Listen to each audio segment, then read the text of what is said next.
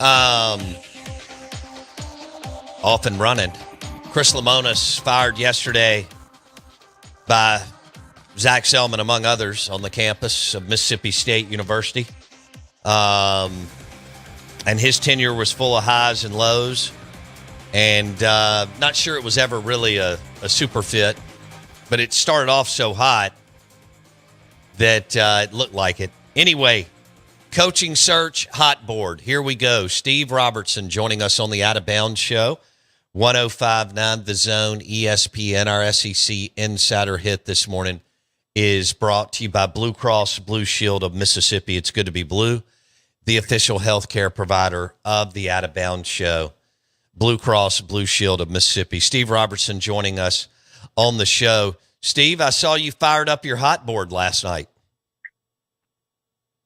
Yeah, we did. I thought we were going to talk about Cyndi Lauper getting inducted into the Rock and Roll Hall of Fame, but here we are. But no, I'm joking. But yeah, we actually started working on it several days ago, and had some conversations last week with some people that kind of led me to believe that this was a possibility.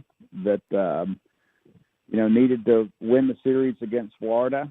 Didn't do that. Then certainly needed to go win the series against Auburn. You didn't do that. And I told my guys last week, I said, guys, I'm just telling you, if State goes to Auburn and gets swept, there's a really good chance Chris Lemonis is going to be fired Monday morning. And they didn't get swept, but lo and behold, here we are. And at the end of the day, I think it's important to let's just kind of, if we can't be honest on the Bo Bound Show, I don't know what we can be, right? That's for damn sure. This was the right decision. Zach Selman made the right decision. And there's some people out there in the National College Baseball media that disagree, and that's okay. Everybody's entitled to their opinion. But I think at this point there was more than enough data to make a decision that was best for Mississippi State baseball. We're very grateful for Chris Lemonis and the things that he contributed to Mississippi State. And I spoke to Chris just a few minutes after I broke the story yesterday of his dismissal, and he took it like a professional. And not that you'd expect anything less, but Chris himself just said, at the end of the day, there are expectations at Mississippi State baseball that I didn't meet, and we just simply did not win enough. And he wasn't angry or ranting and raving or blaming administration. They never gave me this. He was the consummate professional, and told me he wished the next guy the best of luck, that it was a wonderful place. He loved his time here in Starkville, and that, obviously very grateful to win a national championship here. And I asked him, about future plans, and he said, I don't know yet. We'll just kind of figure it out, and I'm going to take my time and find the right job. And he's under contract, I guess, through June of 26, and so he doesn't have to. And they're not going to miss any meals, obviously. So. No. But the situation's a little bit different. You always hate it when people get fired, but when you've got another year on your contract, I mean, just that's part of the deal. But now you move forward. We were prepared for yesterday's news, and very grateful to be able to break a story, and now we move forward into a coaching search. All right, let's Steve Robertson talking coaching search. Lemonis was fired yesterday. This is a massive hire for Zach Selman and Dr. Mark Keenum. To get it right, to get locked in. All right, so I was told that they're not going to go the cheap route, and that the resources are there to do what they need to do. Were you told that, and do you believe? Now, I'm not like totally opposed to an assistant coach. Like if there's one that comes out of somewhere and they love him and they think he can handle it and all that, that's great. But I understand there's going to be a long look at a couple of dozen sitting head coaches. Did you hear the same thing, that the resources will be there? Absolutely. And I've had conversations with people, administration now, some people throughout the entire college baseball season, and a lot of that quieted down. You win the series against South Carolina, you win at Alabama. And I can tell you, Bo, people at Mississippi State wanted Lemonis to make it. They wanted him to go back and win other national championships. They wanted him. This is not a situation where they were hate watching this team, just kind of waiting for the right moment to fire Chris Lemonis. He just didn't have that type of relationship where there was, bitterness But at the end of the day, he didn't win. And so one of my concerns was, and I've aired this, you're like me, I'm not scared to ask the question, you know.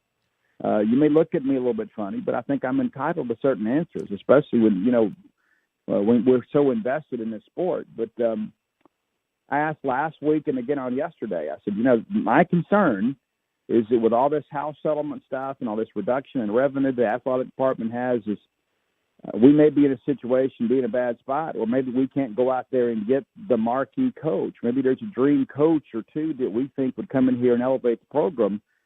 And do we or do we not have the funds? And I have been assured by multiple parties that is not going to be an issue, that we have funding, we have secured additional funding, we've had a tremendous amount of donations for these purposes in the last several months, to give the athletic department the capital with which they need to operate with. And so I am told that nobody is off the board, that if we find the right fit, there's a person who wants to come here, even if there's going to be a sizable buyout, that we're prepared to pay it. All right, who's your number one? I've got mine. Who's your number one guy on your board? Well, I think it's got to be Jackson. It has to be. If nothing else, if nothing else, man, the Sunday afternoon games will be a riot, but no doubt. But nevertheless, I don't really like to advocate for coaches, but I'll tell you some guys that are interesting to me. Okay. I like coaches that have an edge, and one of the things that makes me physically ill, and we haven't seen it as much the last couple of years, but you go back to 22 and 23, people coming in here and stomping on our plate and chirping at our fans. That's not something that I'm ever going to be okay with, ever, at any point. Nobody comes to Dudy Noble and disrespects Mississippi State. And I think coaches that have an edge, like a Nick Mingione, is the guy that just wouldn't tolerate that kind of foolishness. And Nick obviously knows what it takes to win here because he's been here when we played for national championships and won the SEC. And has won at a place where it's nearly impossible to win. Took Kentucky to Omaha for the first time in school history last year. Shared the SEC championship with Tennessee last year. And I don't think a lot of people realize that. You look at this monster Tony Vitello has built, and all of a sudden Nick Mingione's the guy that's given him the absolute blues. And so I think that's a guy that I could certainly get behind. Brian O'Connor, of course, from Virginia. I've heard some things in the last 24 hours that make me think that he's at least picking up the phone and talking to. And I believe, as you mentioned, Bo, that the primary focus initially, not that you're going to eliminate candidates, but I think the preferred candidate would be a sitting head coach, because this is a monster in Mississippi State. And I don't just mean that this is a program with high expectations. The appearances, there's just so much that, if you go out and get some just up-and-coming G5 guy, I interview all the head coaches throughout the season, right, of the opponents. Most weeks, I'm the only guy interviewing that coach. Right. There's no SEC network yet. There's no Bo Bound show. There's none of that. So they're grateful to talk, and sometimes they'll talk your ear off because they're just so grateful to talk ball with somebody outside of their office. Right. And you take somebody like that and you throw them into this meat grinder, there's a learning curve, and that's why I think you're better served going to getting a sitting coach, and just because it takes so long. And Lamonis will tell you the same. I remember when the very first fall he was here, and we opened up fall baseball, and there's about 3,500 people at the first scrimmage game, and he made mention. He said, "That's just for like the opening of fall ball, right?" I was like, "No, coach, that's every game. That's every fall ball game, and especially football weekend. There's going to be a ton of people here." He goes, "Oh, well, we didn't even have open scrimmages in Indiana, So there's a culture shock for people that come here because baseball matters in Mississippi State, and there's a lot of people that use it as a hashtag, that baseball kind of matters, but not to a fan base like this. Right. This is a fan base that even in some lean football and basketball years, baseball has always been there for them. And so there are going to be expectations for access. There's going to be expectations to win. There's going to be expectations in recruiting that just aren't seen in a lot of places. Steve Robertson, Gene's Page, 247 Sports. He joins us on the Farm Bureau Insurance Guest Line. We are the Out of Bounds Show, talking Chris Lemonis getting fired, coaching search in Starkville, and there's a lot on the line for several people on campus. And then all the stakeholders are ready to win, and you can be back in a super regional or Omaha in 1 year if you do this right. And in fact, you've got a talented team right now, just one that's never gotten it going.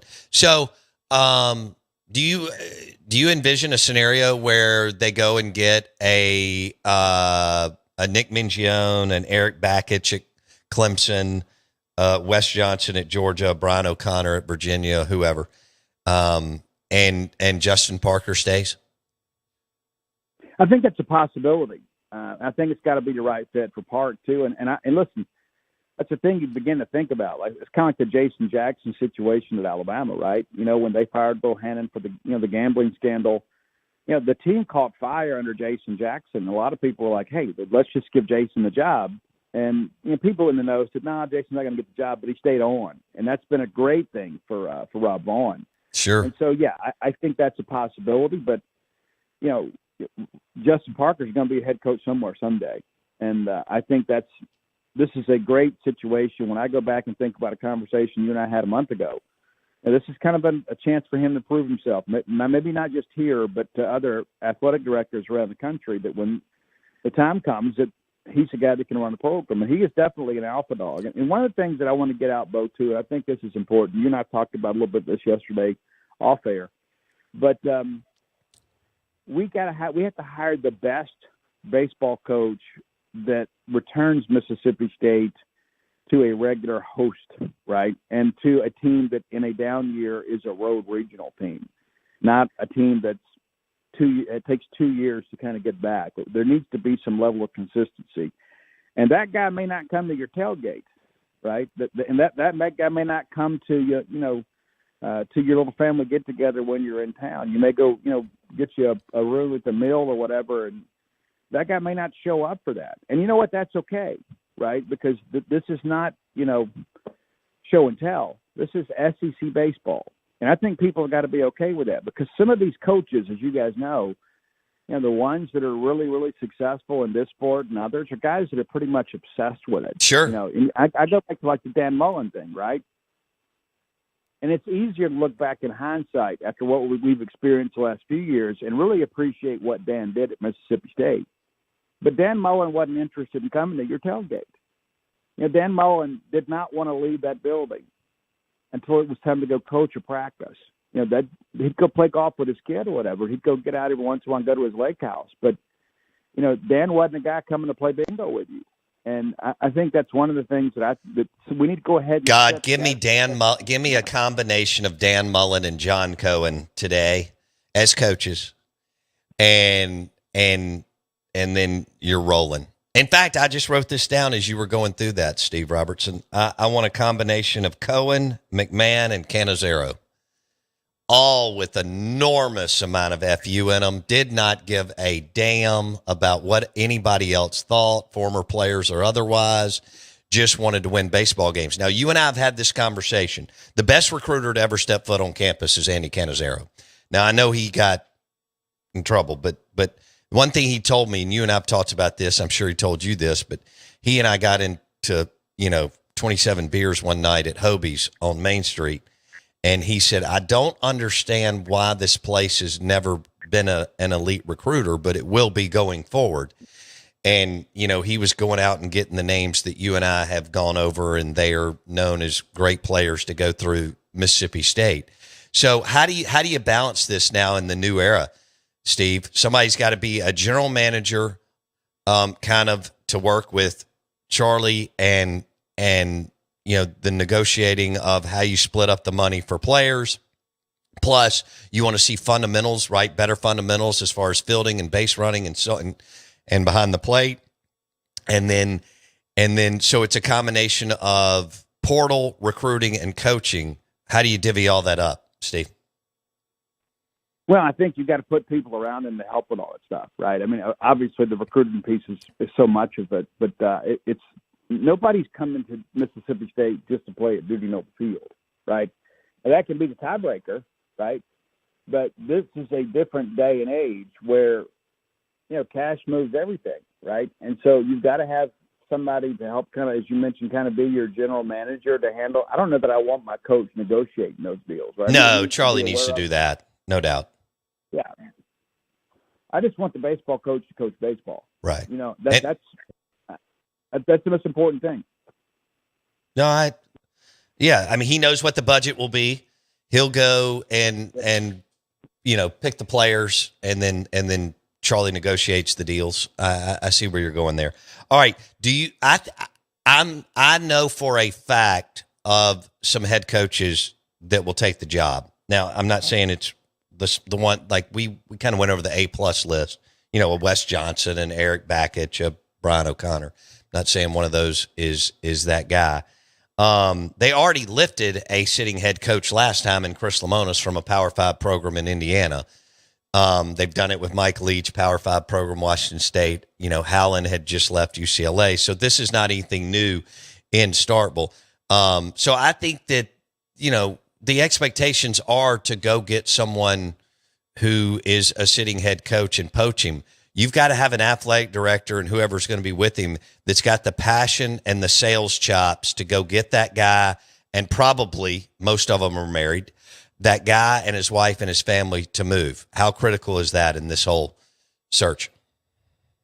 Number one, Mississippi State in some respects sells itself, but you're going to have a closer, right? Just like you do in baseball, right? And you mentioned Greg Byrne hired John Cohen away from Kentucky, Right. So there's precedent. I mean, you think 2 of the last 3 head baseball coaches at Mississippi State were at Power 5 programs and came here.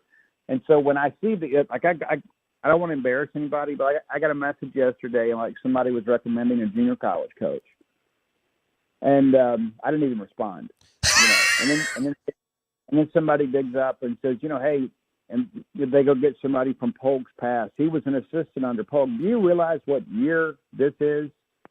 Sometimes we forget how old we've all gotten, right? Right.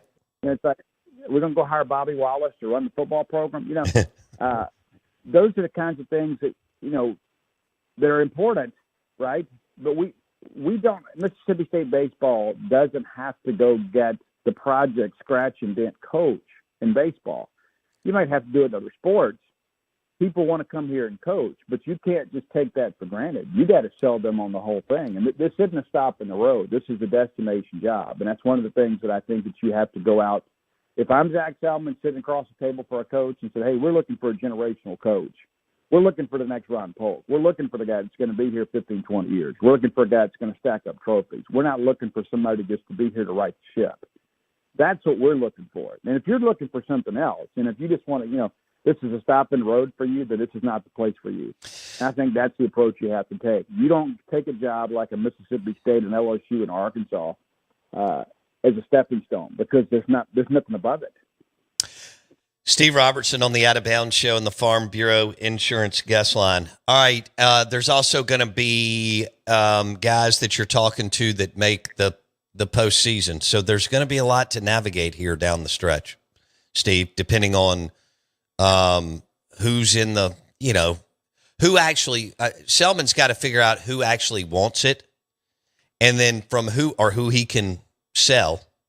And then out of that group, who does he want? I mean, that's how this thing boils down. And how long is that team going to play in June? If they're still playing in June, right?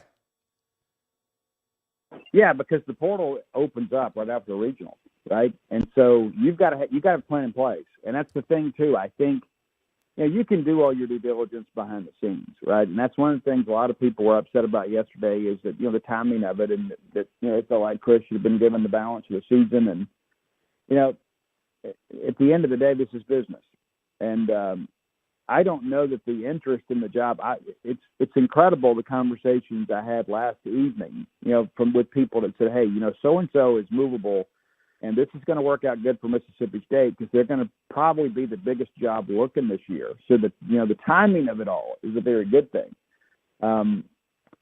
But, at the end of the day, Mississippi State baseball is what it is. And Mississippi State baseball is a program that has high expectations. And so you need a coach that's going to come in and embrace those expectations. I don't need a guy that's going to come in here and say, we may win a national championship. I need somebody to come in here and say, hey, I come in here to win multiple national championships, and we're going to do whatever it takes to get that thing done. And I think that's probably the most important attribute of the coach is a guy that has grown and matured to a point that he is ready for a Mississippi State type job, not the other way around. Sure. Do you have confidence that the athletic department is capable of pulling this off? Yeah, and I think that's the $1 million question a lot of fans are asking, because they say, well, Zach Selman was a football guy and maybe doesn't have the connections in baseball. And I do. I can tell you, based on the conversation that I have had with Zach Selman, I feel very confident that he is going to go through a very judicious process, but also to a process that makes a lot of sense for Mississippi State. And I don't think that he is a guy that's going to be satisfied with the ground rule bubble. I think he is a guy that wants to win and win big. And I've seen some of the social media sentiment, people that say, well, Zach Selman doesn't care about baseball. I don't know where that comes from. I can't count the road series that I've gone and covered and Zach makes an appearance. He's there, and when his schedule is extremely busy, and there was a time, I guess we were at LSU, and that's when all this basketball stuff was going on too. And so he's making all these stops. But I can tell you, as a guy that speaks with Zach Selman regularly, he wants Mississippi State baseball to win national championships. It's not just a means to an end. It's a box he has to check each day to make sure that we have a baseball coach and that somebody opens the stadium on game day. He wants Mississippi State to win big. He understands that baseball is a huge part of the Mississippi State branding. He doesn't have a choice. I remember having a conversation after the Georgia debacle of last year. And there were some people on Zach's staff that Sunday after we won the series, after they had suspended, kicked all his players out of the game on Saturday, and poor old Cal Steven had to go up there and swing a bat that kind of won a ball game in the ninth inning on Saturday. I had some people on Zach Selman's staff that said, now I get it. Because I used to think I understood how much baseball meant to Mississippi State. But in the last 24 hours, I have learned exactly what baseball means to people at Mississippi State. And I know Zach Selman stepped on some toes when he released his statement ahead of the SEC office. And I know some people got upset about that. But I'm glad he did it. Because who cares if you made some people mad? But our people need to know, that he was willing to go out and fight for our team and for our coaching staff. And that's an important aspect of all of this. And that's one of the things that the Mississippi State, you and I have grown up in this, but I don't like the whole play nice thing. I mean, go take care of Mississippi State. Everybody else can figure out how to deal with it. Right. All right, Steve, we appreciate it. Thanks, man. Yep. Steve Robertson on the Out of Bounds Show, ESPN 105.9 The Zone. We've got some text messages that we need to get into as far as the coaching search and the names. Your SEC Insider Hit this morning was brought to you by Blue Cross Blue Shield of Mississippi. It's good to be blue, the official healthcare provider of the Out of Bounds Show. Mike Detillier at 8:30.